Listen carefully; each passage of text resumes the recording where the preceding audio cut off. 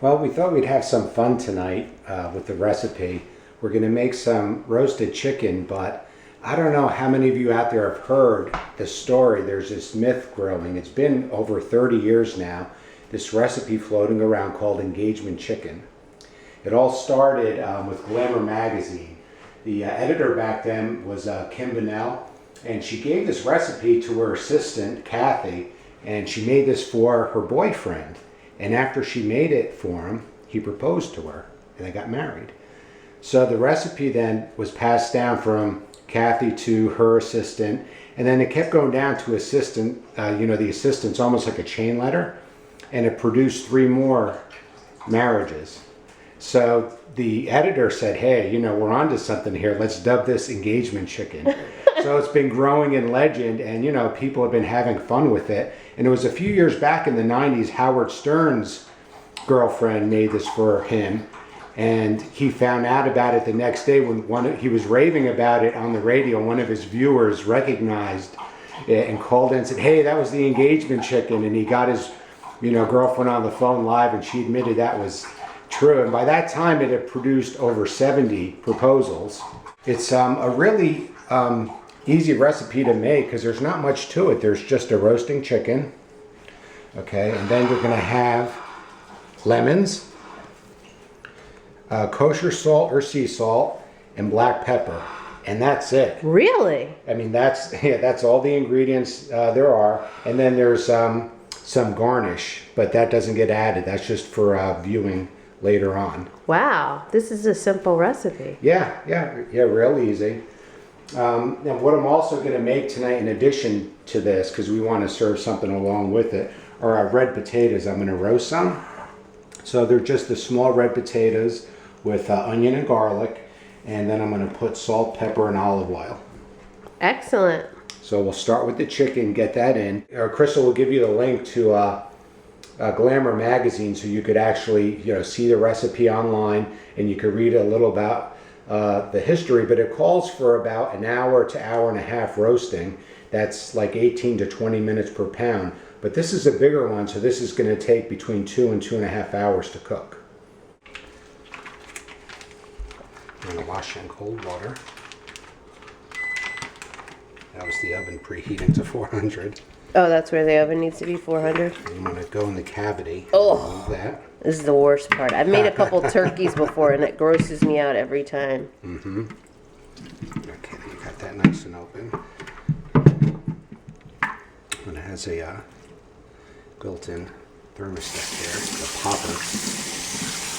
The recipe, and it's cold water we're going to wash this with, and wash the cavity. Oh, okay, yeah. The cavity tells us, the cavity. It talks.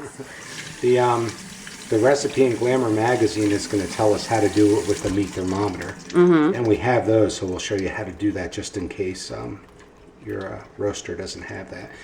Now, I'm known for deviating with recipes. I love doing that. That's one of the great things about cooking.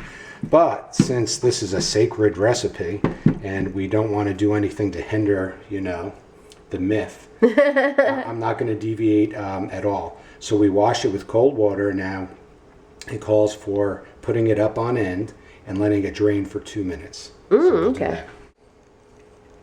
Okay, it's been 2 minutes. We take it out, and now they ask us to pat it dry. Now we need half a cup of fresh lemon juice. Ordinarily, for something like this, I would just get the lemon juice from the bottle in the fridge. But again, staying true to the recipe, let's cut up some fresh lemons. So you could roll it to break up the juice just a little bit. And here you have a juicer. This just makes it easier. If you don't have one, you could just squeeze it into a big bowl. But since we have this, we'll go ahead and use it. And the nice thing with this, see how it's collecting the pits? Yeah, that is nice. So you don't have to mess with that. And it's a lot easier because you get a lot of the juice. Yeah, probably more than squeezing. And the good thing with these, what I like to do, I like to put them in the garbage disposal because it almost like freshens that up. Mm-hmm.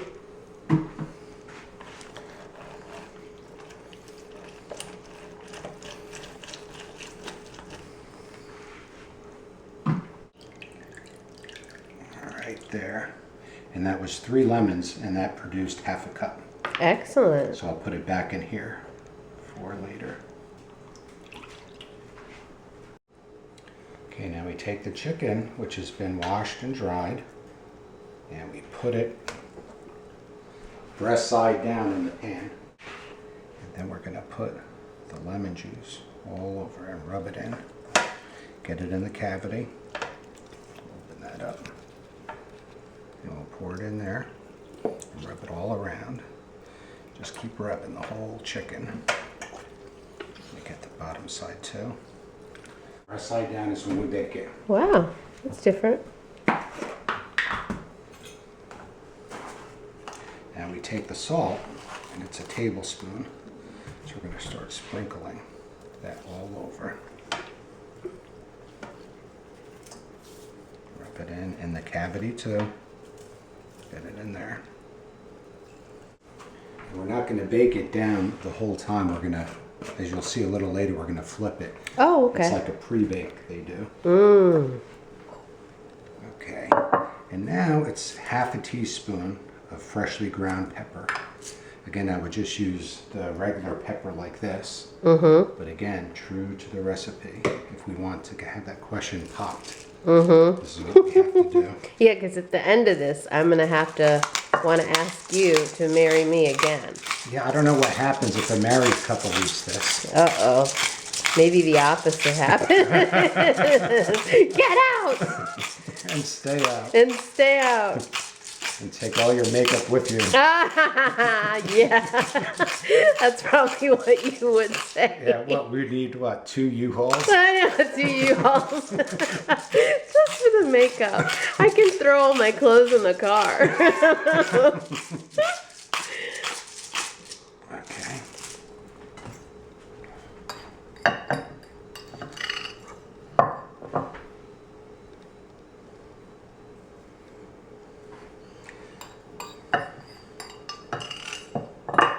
Get some in the cavity.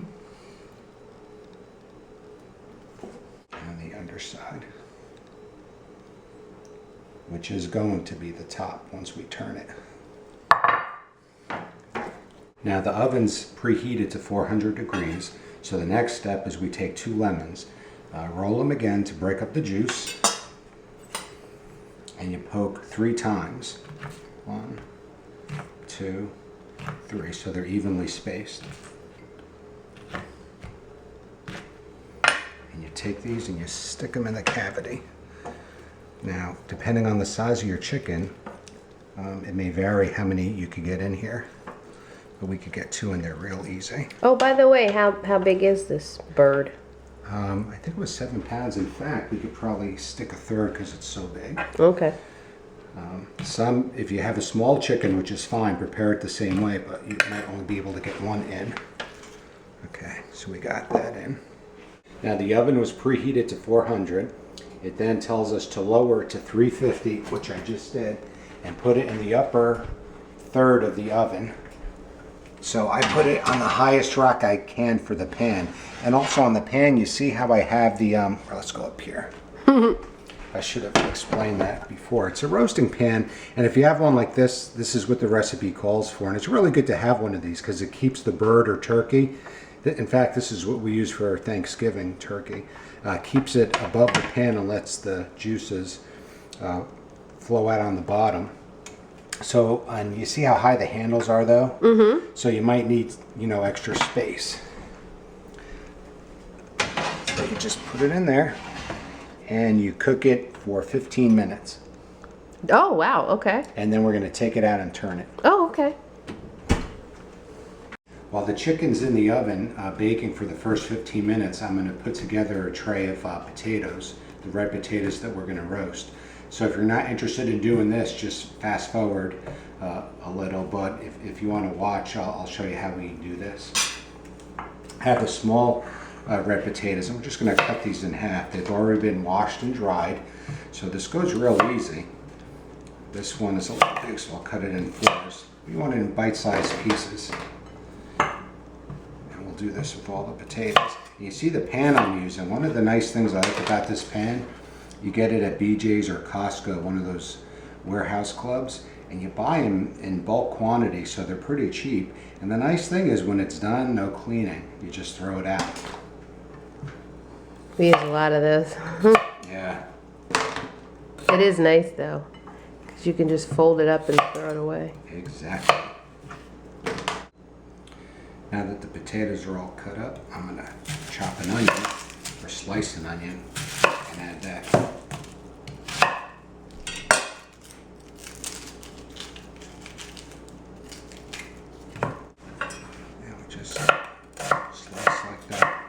See the thin slices?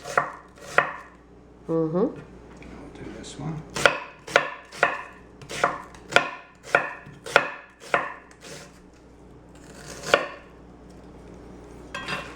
We take the whole thing, mix it up. So you break it up.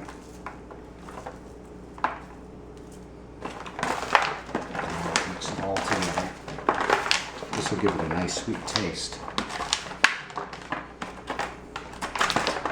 And if you don't like onions, you could easily omit this step.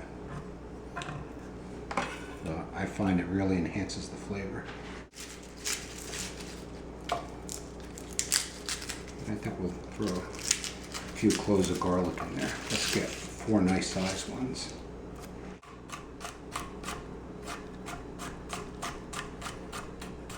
And we'll chop up the garlic nice and fine.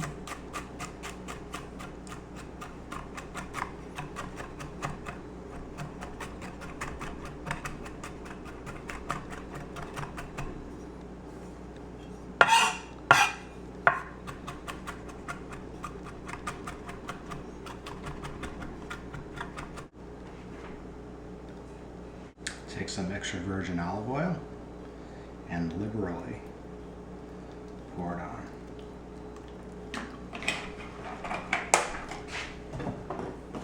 Take some regular table salt.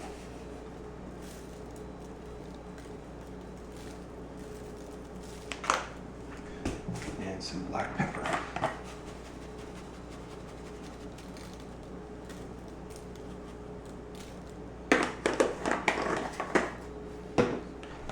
Mix it up nice.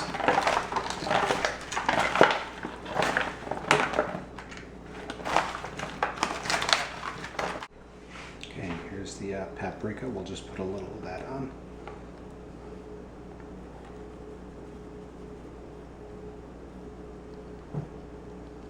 And we're going to bake this in the oven with the chicken on the bottom rack at 350. So I'll put this in now.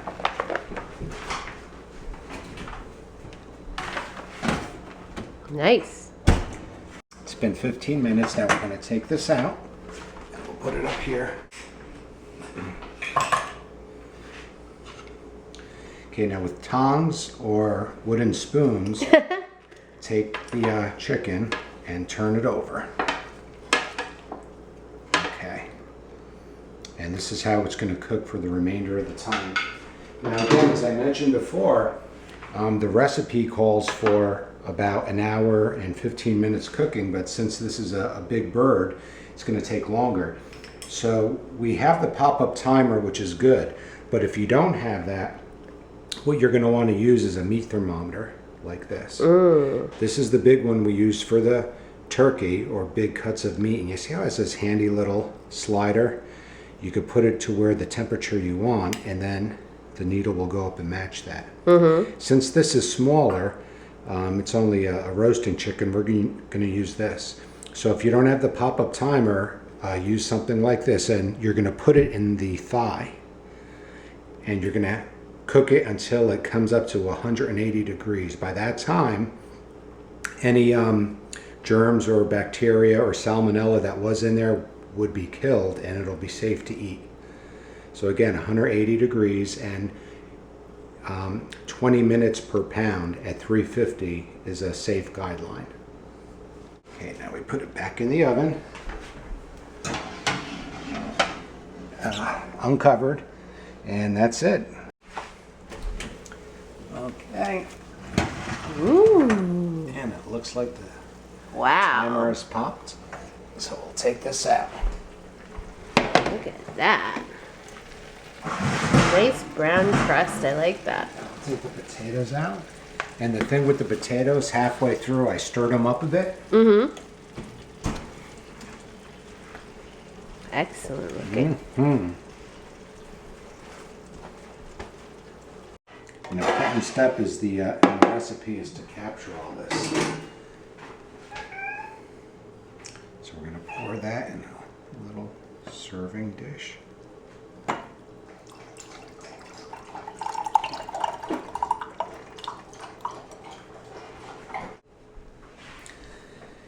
And here's the finished product, engagement chicken with all the trimmings, roasted potatoes, and a nice house salad on the side.